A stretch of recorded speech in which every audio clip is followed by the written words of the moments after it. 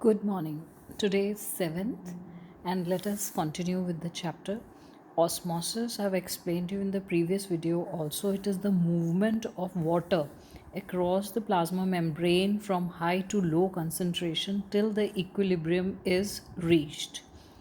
Now, there are three types of solutions that are mentioned in your NCERT book: hypotonic, isotonic, and hypertonic.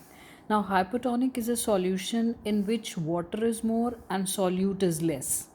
Now, if a living cell is placed in such a solution where water is more and solute is less, we know that water always moves from high to low concentration.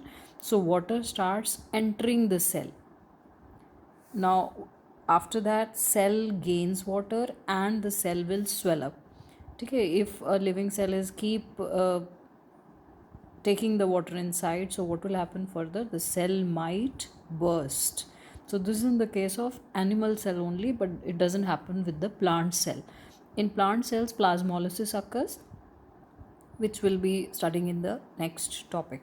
Now, isotonic solution is a solution in which the outside medium has the same concentration as of the inside of the cell.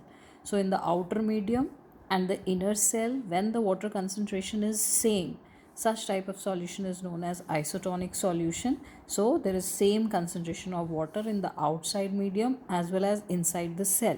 So in such a condition, what happens is the movement of water going in is the same as the amount of water going out, and the cell will stay of the same size.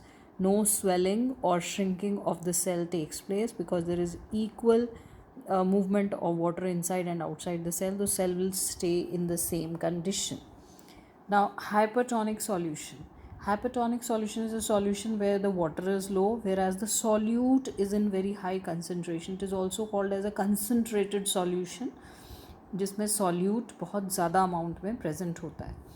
Now, if a cell is placed in such a medium which is hypertonic, that is contains very high solute and less water.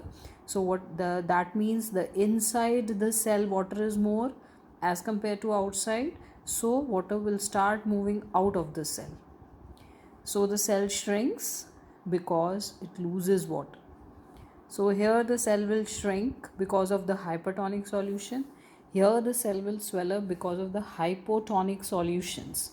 Now this process by which the water is gained by the cell is known as endosmosis, and the process by which the water leaves the cell is also called as exosmosis.